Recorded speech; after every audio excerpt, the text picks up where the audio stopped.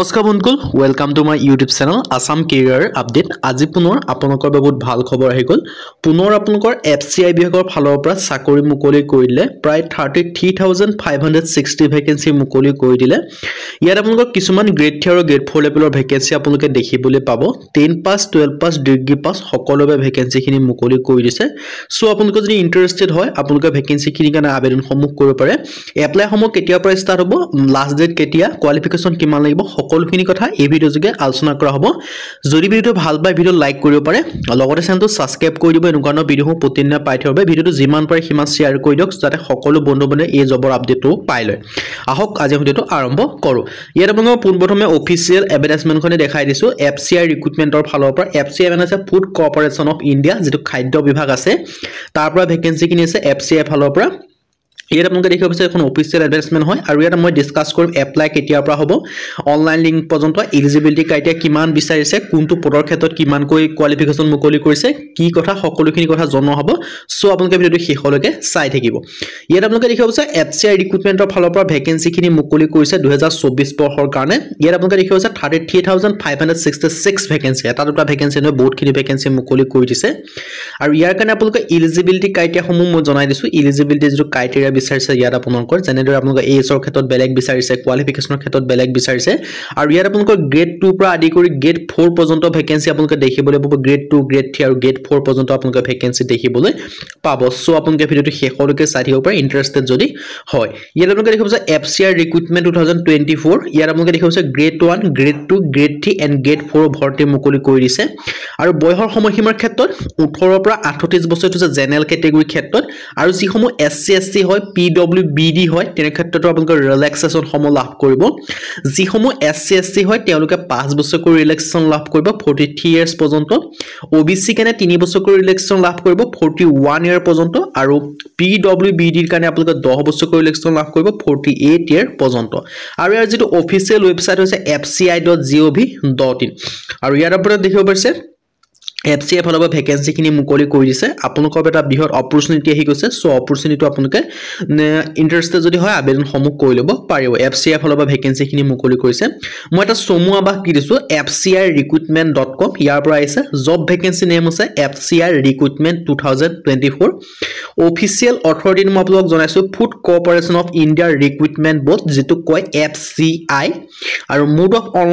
of এপ্লিকেশনটো আছে online যোগে কৰিব লাগিব নাম্বাৰ অফ ভ্যাকেন্সি আছে 33566 ভ্যাকেন্সি আপোনালোকে দেখিবলৈ পাব সো যদি আপোনালোকে ইন্টাৰেষ্টেড হয় এফচিআই আন্ডাৰত যদি আপোনালোকে চাকৰি কৰিব বিচাৰে যে খাদ্য বিভাগত যদি আপোনালোকে চাকৰি কৰিব বিচাৰে তেন্তে আপোনালোকে ভ্যাকেন্সি কেইটা কাৰণে আবেদন সমূহ কৰি ল'ব পাৰিব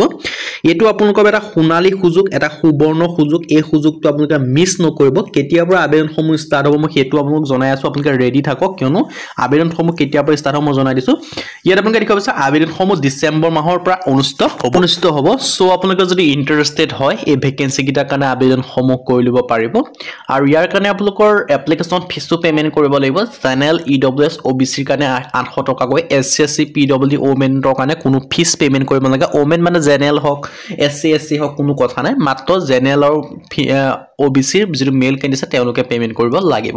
এলিজিবিলিটি ক্ৰাইটেৰিয়া ক্ষেত্ৰত 10 পাছৰ পৰা ভ্যাকেন্সি আছে মই আপোনালোকক জনাইছো 10 পাছৰ পৰা ভ্যাকেন্সি দেখিব লাগিব 12 পাছৰ ভ্যাকেন্সি আছে গ্ৰেজুৱেচনৰ ভ্যাকেন্সি আছে প্ৰত্যেকটোৰ ক্ষেত্ৰত সাৰ্টিফিকেট আৰু মাৰ্কশিটৰ প্ৰয়োজন হ'ব আপোনালোকে আবেদন কৰিবলৈ কিয়নো আপোনালোকে যেতিয়া এপ্লাই কৰিব তেতিয়া আপোনালোকৰ সাৰ্টিফিকেট মাৰ্কশিটটো আপলোড দিব লাগিব আৰু ভ্যাকেন্সি সমূহ কোনটো কাৰণে কিমান ভ্যাকেন্সি মুকলি কৰিছে মই আপোনালোকক আপডেটটো দি দিছো এসিস্ট্যান্ট যেটো গ্ৰেড 3 ভ্যাকেন্সি আছে তাৰ ক্ষেত্ৰত 4500 পৰা 6900 ভ্যাকেন্সি মুকলি কৰিছে জুনিয়ৰ ইঞ্জিনিয়াৰৰ ক্ষেত্ৰত 1600 ৰ পৰা 2400 ভ্যাকেন্সি মুকলি কৰিছে ষ্টেনোগ্ৰাফাৰ গ্ৰেড 2 কাৰণে 700 ৰ পৰা 900 ভ্যাকেন্সি মুকলি কৰিছে টাইপিষ্টৰ কাৰণে 500 ৰ পৰা 700 ভ্যাকেন্সি মুকলি কৰিছে ওয়াটছমেনৰ কাৰণে 900 ৰ পৰা 1800 ভ্যাকেন্সি মুকলি কৰিছে আদাৰ পোষ্টৰ কাৰণে 2500 ৰ পৰা 3600 ভ্যাকেন্সি মুকলি কৰিছে আদাৰ ভ্যাকেন্সি ক্ষেত্ৰত পৰিছে আপোনালোকৰ যিখিনি গ্ৰেড 4 লেভেলৰ ভ্যাকেন্সি হয় সেইখিনি ক্ষেত্ৰত পৰিছে আৰু ওয়াটছমেনটো আপোনালোকৰ গ্ৰেড 4 লেভেলৰ ভ্যাকেন্সি ক্ষেত্ৰতো পৰিছে আৰু যেটো এমটিএছৰ ভ্যাকেন্সি যেটো মাল্টি টাস্কিং ষ্টাফ হেতু আপোনালোকৰ আদাৰ ভেকেঞ্চি ক্ষেত্ৰত পৰিছে টোটেল পোষ্ট আছে 33,566 ভেকেঞ্চি এজ লিমিটৰ ক্ষেত্ৰতে আপোনালোকৰ এজ লিমিটটো উল্লেখ কৰি দিয়া আছে 18 পৰা 38 বছৰলৈকে আৰু লগতে এজ ৰিলেক্সেশ্যন সমূহ লাভ কৰিব নটিফিকেশ্যনটো আপোনালোকৰ ফুললি নটিফিকেশ্যনটো ডিসেম্বৰ মাহৰ শেষৰ ফালে আহিব মানে ডিসেম্বৰ মাহতে এপ্লাই সমূহ চলি যাব আৰু এইটো আপোনালোকৰ ডিসেম্বৰত এপ্লাই সমূহ হ'ব বুলি অফিচিয়েল যোগে ঘোষণা কৰিছে আপোনালোকে fci.gov.in যেটো অফিচিয়েল ওয়েবসাইট আছে তাত গৈ আপোনালোকে ভিজিট কৰি চাই ল'ব পাৰে যদি আপোনালোকে ইন্টাৰেষ্টেড হয় এই ভেকেন্সি কিটা কাৰণে সম্পূৰ্ণ ডিটেইলছটো ভালদৰে তাত fci.gov.in কৈ চাই ল'ব এটো ডিসেম্বৰ মাহৰ শেষৰ ফালৰ পৰা আবেদন সমূহ ষ্টাৰ্ট হ'ব যেতিয়া আবেদন সমূহ হ'ব তেতিয়া মই আপোনালোকৰ ভিডিওটো বনাই দিম সো আপোনালোকে আমাৰ চেনেলটো সাবস্ক্ৰাইব কৰি থওক তেতিয়া আপোনালোকে সকলোকে আগত জবৰ আপডেটটো পাব বা এপ্লাই যেতিয়া হ'ব তেতিয়া সকলোকে আগত পাব আজি ভিডিও মানে যদি ভিডিও ভাল পালে লাইক কৰিব পাৰে আৰু লগতে ৰিটেন টেষ্ট হ'ব ইন্টাৰভিউ হ'ব আৰু ডকুমেন্টছ ভেৰিফিকেশ্যন যোগে আপোনালোকৰ সিলেকশন সমূহ কৰা হ'ব যদি ভিডিওটো ভাল পালে ভিডিও লাইক কৰিব লগতে চেনেলটো সাবস্ক্ৰাইব কৰি দিব পাৰে এনেকুৱা ভিডিও সমূহ প্ৰতিদিনে পাই থাকিব